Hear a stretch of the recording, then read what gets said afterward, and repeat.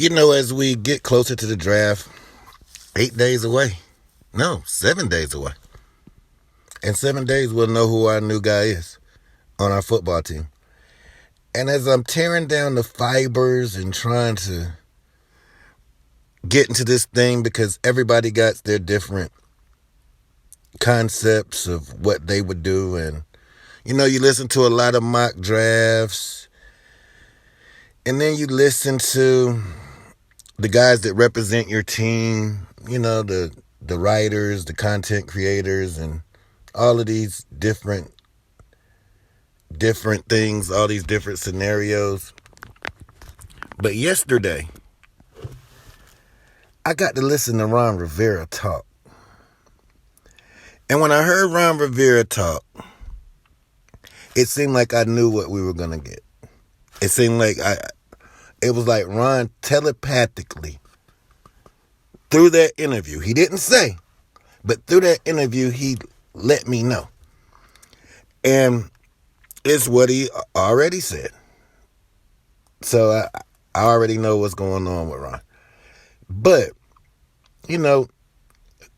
weeks ago, we didn't have a quarterback.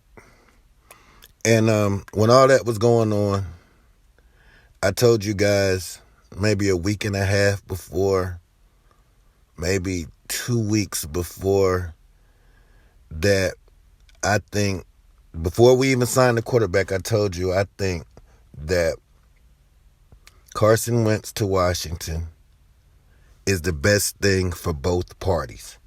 I said that 2 weeks before we made the Carson Wentz deal.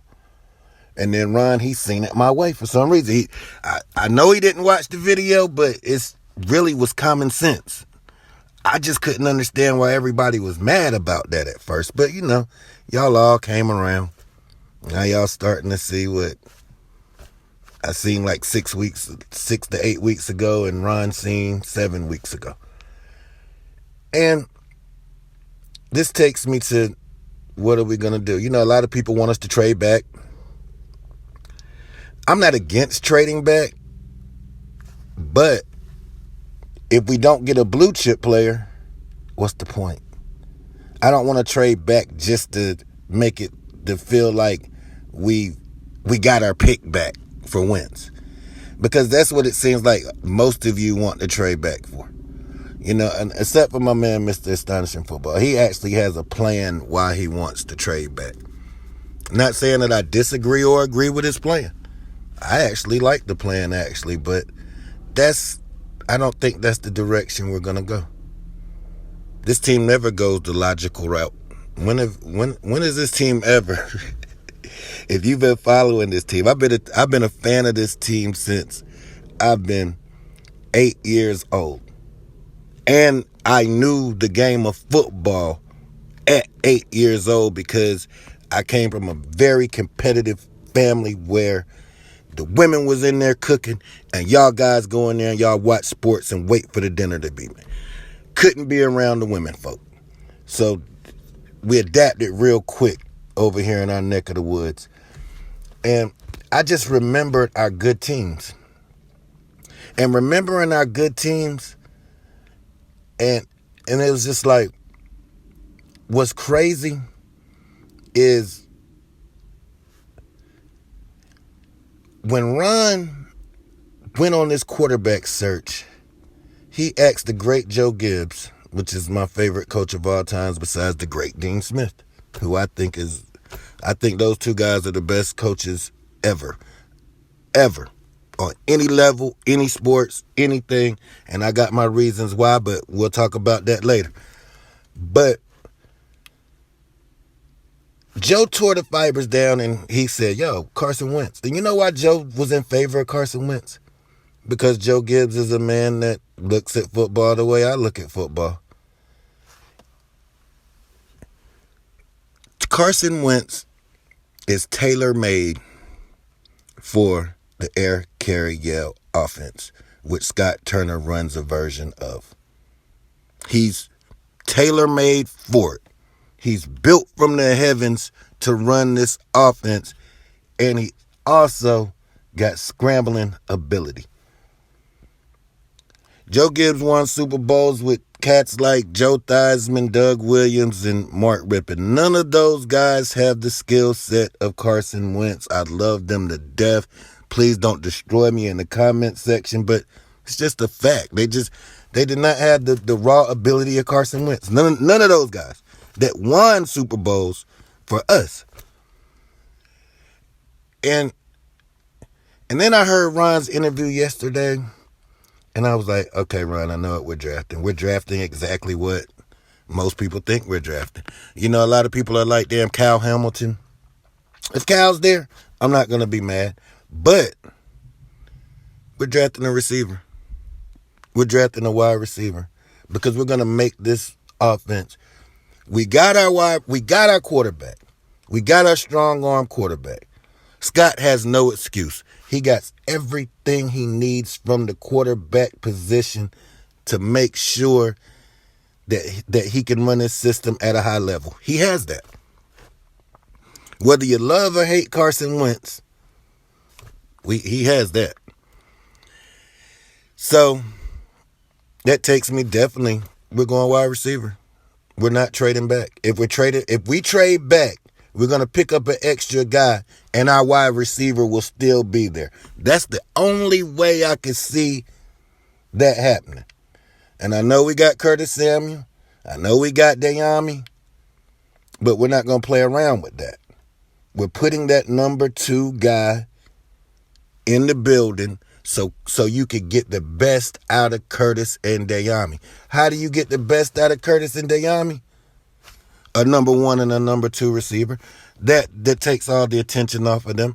Then Curtis Samuel can do what he does as far as the great gadget guy. He is the great do-it-all player. He isn't even really a wide receiver. He's just a football player. And you can use him to his best abilities. And you can use Dayami to his best abilities because nobody's going to be thinking about Dayami if you got, let's just say, for conversation's sake, you got Terry out there and you got Olave or Garrett Wilson out there. They're not even going to be looking at Dayami. Guess what Dayami's going to be? He's going to be streaking. Why? Because we got a guy like Carson Wentz that can get Dayami the football. And you have a guy like a Chris Olave who can literally break you down. Literally break you down with movement. I mean, this kid's the hype is real on this kid's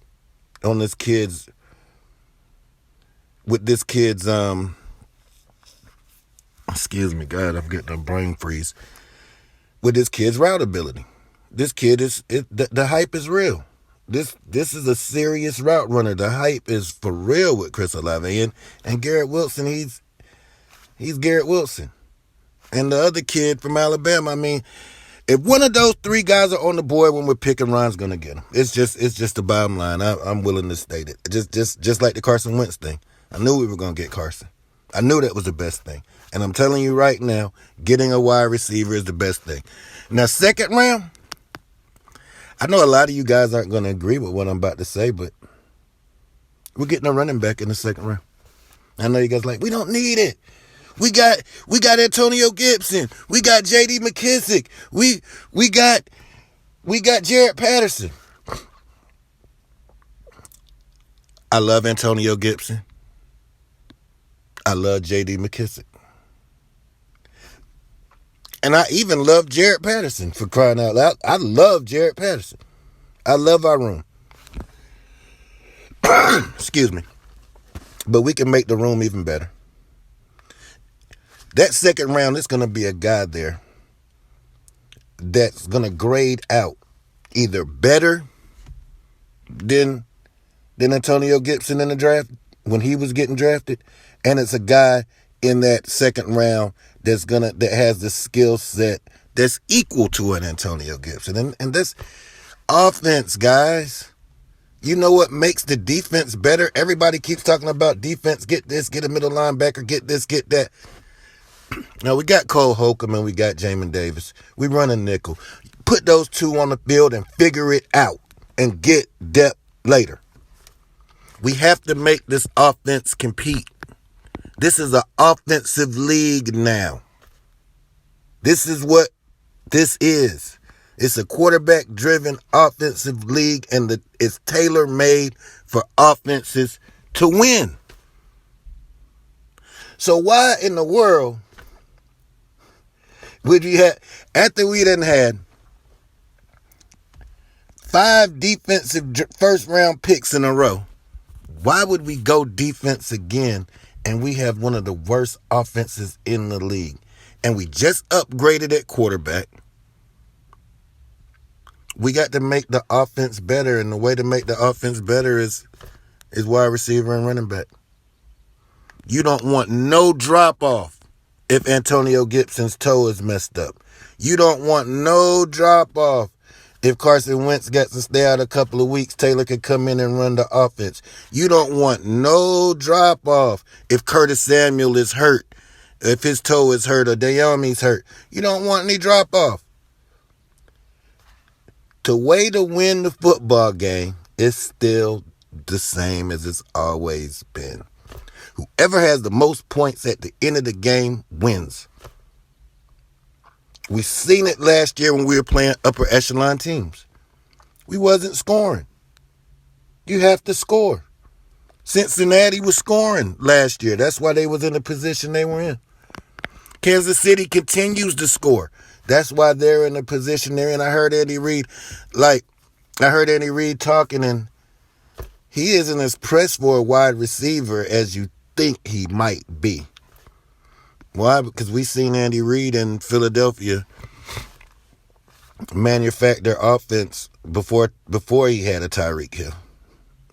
We seen Andy Reid destroy the NFC East with freaking, I can't even think of the, oh my God, the wide receiver courts he had. And they were destroying us. Pinkston and Freddie Mitchell and James Thrash and Westbrook was destroying the NFC East. So don't be so sure that Andy's going to be a valid trade partner, because I don't think so.